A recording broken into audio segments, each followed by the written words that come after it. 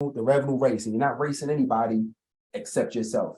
So what I want us to don't look at and don't compare yourself to anybody else. What I want us to do is compare yourself to where you were yesterday. Compare yourself to where you were last Tuesday.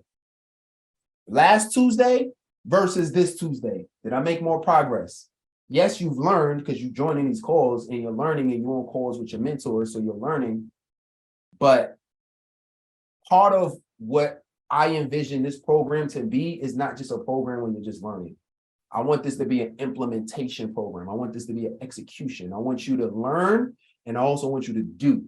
The greatest part about being part of a coaching program is that you know how you overthink things, and you're like, damn, well, should I do this? Should I not do this? I don't want to make a mistake. It might be a waste of time if I do this, and I don't know what I'm doing. So you do like a lot of half stepping and overthinking. The best part about being part of a coaching program is literally you can just do it and bring back the results to your coach, bring back the results to your team, bring back the results to the members. And that's what I was telling one of the members earlier today. I said, don't worry about overthinking it. You don't have to. All you need to do is run the play that we give you. Just do the work that we give you. And if it doesn't work, do like Joe just did today and say, yo, I've been trying this, I've been trying this, I've been trying this. So now we can spend time saying, okay, you went out, you've attempted to do this, you tried doing it, you haven't really saw the results yet. That's okay. Business is about tweaking and changing and testing. That's what business is about, right? Until you figure it out, until it works, right? And that's what Joe did. He came, he said, I'm trying to do this. I've been having some challenges with it. What do? We pulled it up. Boom. Don't worry about it. Pull it up. Boom. This is the process. Follow this process. We walked out every single thing, right? What you need to do, how you need to do it. What does it look like? Boom. We walked out everything. Now, Joe and the rest of us, we're going to take this. Joe's going to take it. And I'm very confident that he will apply this information, right? He's going to apply this training. And then he's going to apply it. And he's going to get results. But let's just say he's doing it, but he'll get better, but he still has some challenges. He's going to bring it back. We're going to look at it again. We're going to ask for more questions to me, to his mentor, whatever. We're going to make some adjustments. He's going to get better. And literally, once you do qualifications, the next thing is going to be your recommendation ritual. Your recommendation ritual. Recommendation ritual. This part of the call is where when you actually get on calls and you're doing consultations, right? You ask your questions. Once you ask your questions, now you have a good idea of what the person needs. You have a good idea of the challenges that they're facing. You have a good idea of the goals that they want. When you're armed with that type of information, you can really use it to craft, or you use it to craft recommendations that's ideal for the person. Now, the very first thing, after you ask all your questions, you say, the next thing that you say is, this is the transition. So you'll say, great. Thank you for answering all the questions. I really feel like you're a good fit based on everything that we just discussed. Now, I do have some recommendations. Now, the first thing you do is your best benefit. Your best benefit.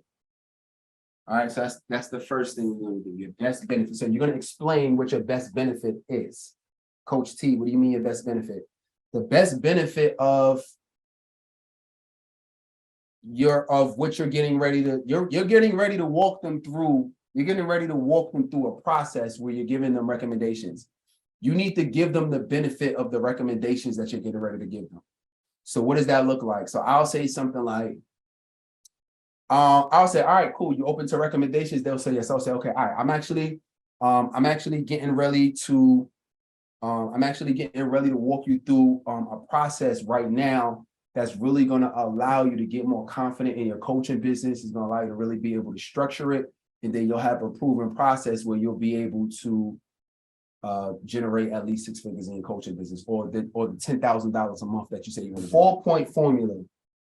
What's the 4-point formula? The 4-point formula is your process. This is the process now.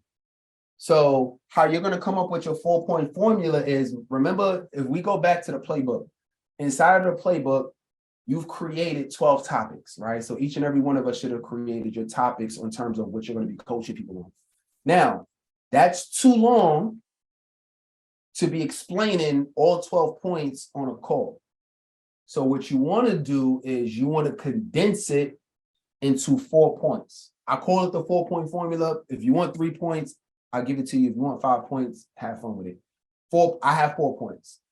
To make it simple, just summarize 3, right? If you look at, if you have it in chunks of 3, right? Maybe you could summarize like the first 3 points. Maybe that might be one of the points.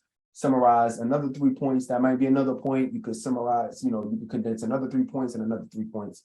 And you create basically categories or higher topics or parent topics for the categories for each of the subgroups in your 12. Benefits and borrow, you want to describe the benefit of the point, and then you want to borrow something that they said earlier. This is very important. This is how you make what your solution relevant to what they just told you during the qualification process. So benefit. So then you'll say, all right, so I have the, achieve goal formula. And the first thing you need to do is set goals. All right. Now, the importance of setting goals is, you know exactly where you're going, you know exactly what you're looking to achieve. Without a goal, you don't even know what you're working towards. Benefit. Remember, now borrow what they said earlier. Remember earlier in the conversation, you were talking about how, you wanted to make more money in your business, but you wasn't really sure why, you really wasn't sure like how to do it. And you were kind of having some confusion there on how to make money in your business. Well, the problem is that you didn't have a clear goal of how you was going to achieve the money. Every business wants to make money, but how you actually going to do it, because there's many ways your business can make money, right?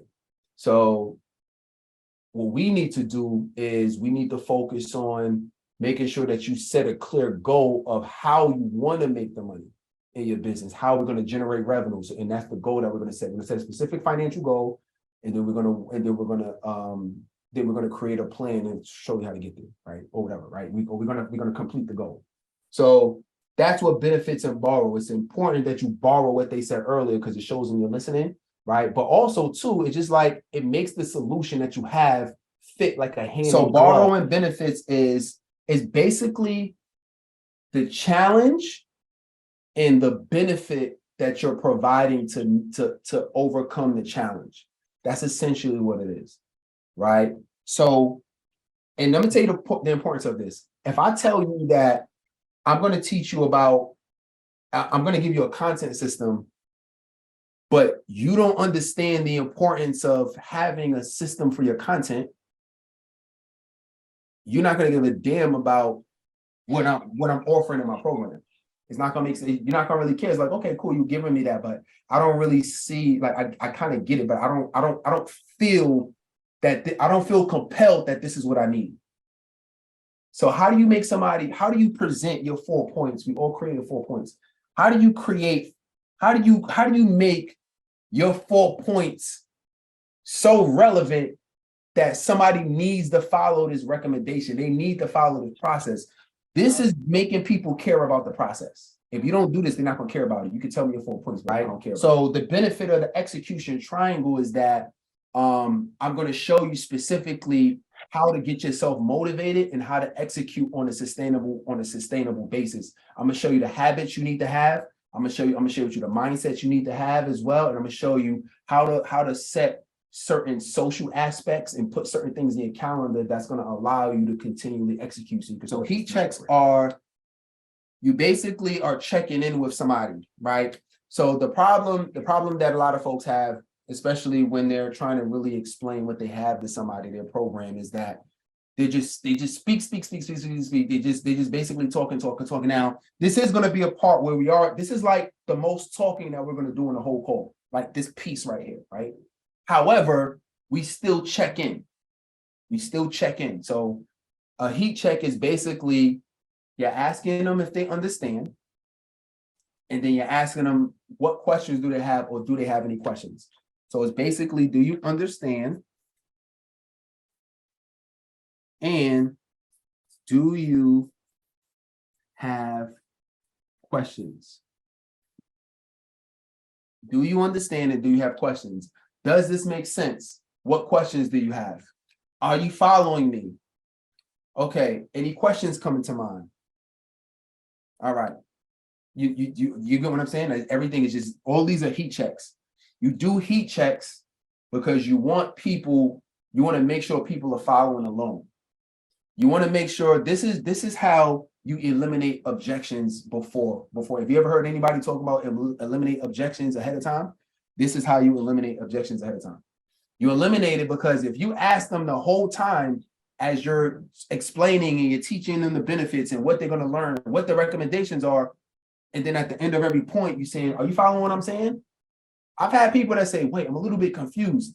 If somebody is confused, they will not be a client, period. They will not enroll. People don't enroll if they're confused. A confused mind never buys. If you never heard that, write that down. A confused mind never buys. So you better ask them, is this making sense? Perfect. All right, cool. All right, we just went through execution. Are you following what I'm saying in terms of the execution piece of it? All right, perfect. What questions do you have on that? Pause. You know what? I was trying to figure out, like, what are the specific ways we need to execute? Then you just basically just give them a quick answer, right? And let them know, like, I'm gonna really break all of this down to you inside of the program. But it's basically